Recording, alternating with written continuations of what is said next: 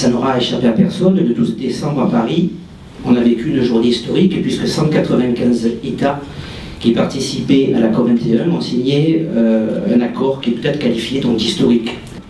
Cet accord a également enclenché une véritable dynamique économique, scientifique, sociale et industrielle qui est irréversible. Parallèlement à l'action des États et des entreprises, le rôle des villes dans la lutte contre le réchauffement climatique est déterminant. Alors, Jean Jouzel, les zones urbaines aujourd'hui abritent plus de 50% de la population mondiale. Et on estime qu'elle abritera les 2/3 en 2050.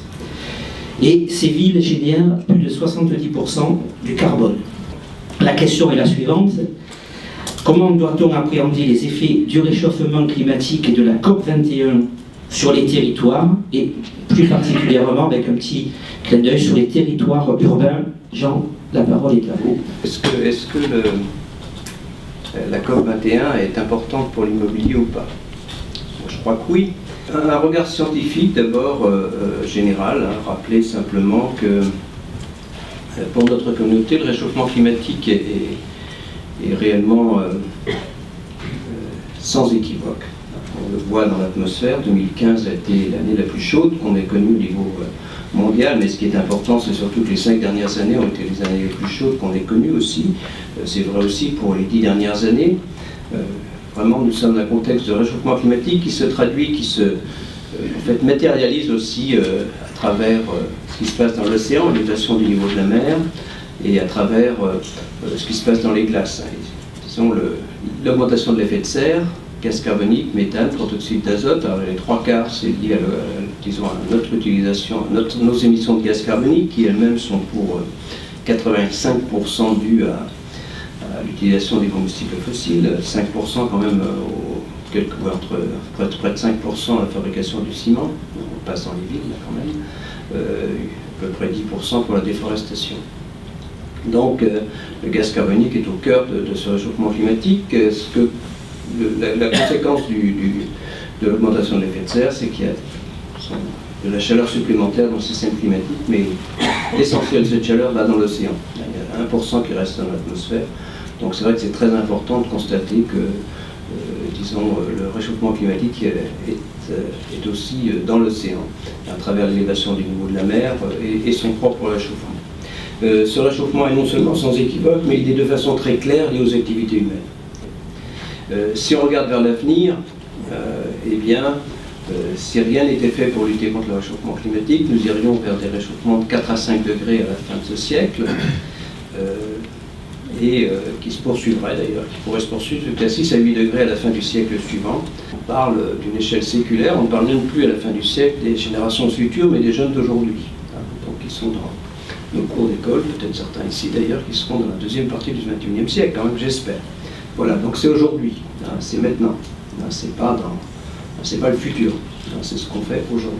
Les extrêmes climatiques qui deviendront plus extrêmes, et là on voit bien aussi, tout de suite on passe disons dans des phénomènes qui affectent les villes. Quand on parle, il suffit de parler des événements sévenols chez nous, c'est clair que les villes ne sont pas préparées à ces événements, elles ne sont pas non plus préparées, j'y reviendrai pour les canicules, aux canicules qui seront à répétition. On revient encore aux villes pour un autre point, c'est la pollution.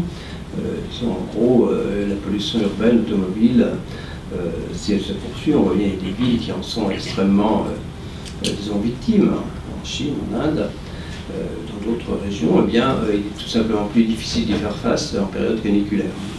Voilà. Donc les problèmes de pollution sont aussi au cœur du développement des villes. La dernière catégorie sont plus ces phénomènes irréversibles. En premier lieu, l'élévation du niveau de la mer. Dans le cas, on pourrait aller vers 1 mètre d'élévation du niveau de la mer à la fin du siècle, pas loin. Beaucoup plus à l'échéance de quelques siècles, et probablement la fonte du Groenland à l'échéance millénaire. La moitié de nos villes sont des villes côtières. Ouais. Donc ça touche quand même pas mal de villes. Et par exemple, ce qui se passe à New York, et par exemple de mettre un mur autour de New York est complètement irréaliste. Je veux dire, il n'y a pas moyen de se protéger. Et les scientifiques ont été quand même assez convaincants, puisque le premier rapport du GIEC c'est 90, avec sont des chiffres tout à fait similaires à ceux que je vous ai donnés, qui sont construits autour du dernier rapport du GIEC. Dans le premier rapport du GIEC en 90, on parlait de réchauffement de 3 degrés dans la deuxième partie du XXIe siècle et d'élévation du niveau de la mer de 65 cm. Vous voyez, donc c'est pas très différent de là où on en est actuellement. Convention climat 92 avec un objectif de bon sens qui est de limiter l'idée c'est de limiter les émissions de gaz à effet de serre, de stabiliser l'effet de serre. La Convention climat se met en place, il y a 3 conférences emblématiques, donc chaque année, sur une conférence des parties. La première à Berlin en 95, c'est celle de Kyoto, avec ce protocole. Donc sur 2008-2012, il engage les pays développés à diminuer leurs émissions de 5,2% par rapport à la période de référence 90. Si le protocole de Kyoto avait rempli ses objectifs, nous n'en serions pas là, c'est très clair. L'échec du protocole de Kyoto, ce n'est pas l'échec des pays qui s'y sont engagés, comme l'Europe, c'est l'échec des pays. Les États-Unis étaient le premier pays émetteur dans les années 90. C'est clair que l'ère Bush a été extrêmement dommageable pour la lutte contre le réchauffement climatique. Mais le constat, c'est qu'on a beaucoup parlé de réchauffement climatique depuis 20 ans et les émissions n'ont pas arrêté d'augmenter. Donc à Copenhague, on est passé d'une convention climat sans objectif chiffré, qualitative, stabiliser l'effet de serre, à une convention climat avec un objectif chiffré, les 2 degrés. Et la deuxième chose, eh bien, c'est là que les pays développés s'engagent à mettre sur la table, à mettre à disposition des pays en voie de développement 100 milliards de dollars par an à partir de 2020 pour les aider dans la lutte contre le réchauffement climatique et pour les aider à s'y adapter. Donc, disons, Copenhague, c'est un échec, mais ces 2 chiffres, on voit bien qu'ils sont au cœur de la conférence de Paris. Alors, pourquoi Paris est important ?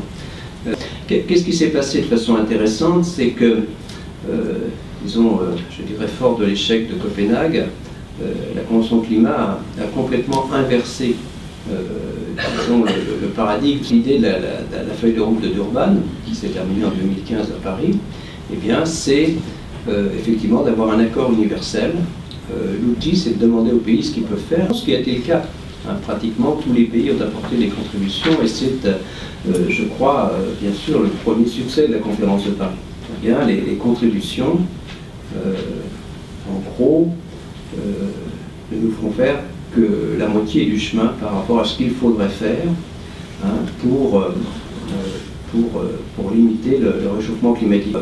Quand on constate qu'on n'a fait que la moitié du chemin, un des objectifs, c'était d'avoir des clauses de révision. Et il y a effectivement une clause de révision dans l'accord. Voilà, ça risque d'être trop tard, mais cette clause de révision est là. C'était vraiment un des critères, une véritable mobilisation de la société civile qui était aussi un critère de succès. L'autre critère de succès, en tout cas, la feuille de route n'est pas complètement bouclée, elle le sera probablement à Marrakech, ça pensera sur les aspects financiers, mais en tout cas, il y a un certain climat de confiance qui s'est établi entre pays développés et pays en voie de développement sur les 100 milliards de dollars. Le point faible, c'est quand même que les 2 degrés sont loin d'être là. En gros, on est plutôt actuellement, même si on n'est plus vers 4,5, on est plutôt entre 3 et 3,5 degrés. Le prix du CO2 aurait été très très important. C'est cité, mais simplement pour les parties non étatiques. C'est pas suffisant, il faudrait créer une vraie dynamique autour d'un prix du CO2, une façon de donner un prix au carbone. Donc ça, c'est des regrets. Disons, le prêt 2020 est pour moi assez timide, l'absence de prix CO2, mais globalement quand même, en gros, même si on voit bien qu'on va plutôt vers 3 degrés actuellement, on ne pouvait pas, je pense qu'on ne pouvait pas espérer à Paris un accord, disons, plus fort. La stabilisation à long terme, le niveau de stabilisation est directement proportionnel à la quantité cumulée de gaz carbone CO2. Il nous reste 800 milliards de tonnes de CO2 à émettre, si on veut rester en dessous de 2 degrés. Ces 800 milliards de tonnes de CO2, ça représente moins de 20% des combustibles fossiles facilement accessibles. Donc il faut laisser en gros, d'où la campagne Keep It in the Ground, qui s'appuie complètement sur le rapport du GIEC, à savoir que si on veut rester en dessous de 2 degrés, il faut vraiment changer de mode de développement, laisser les combustibles fossiles là où ils sont.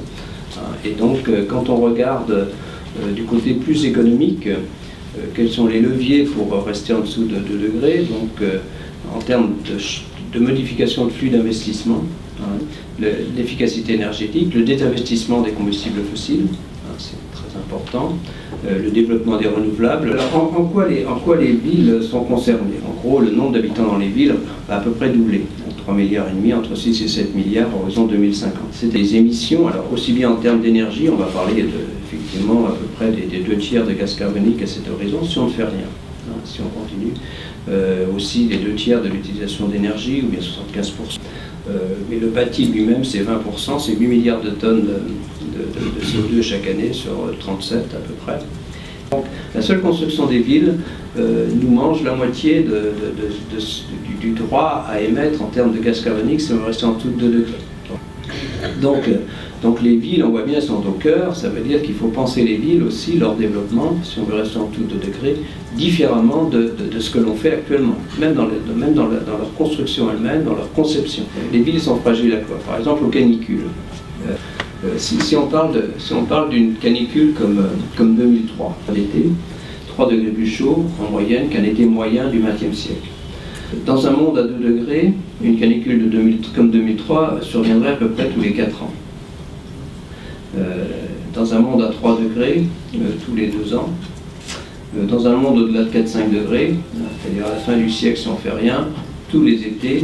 Un autre facteur de fragilité, eh bien, ce sont les villes côtières, l'élévation du niveau de la mer.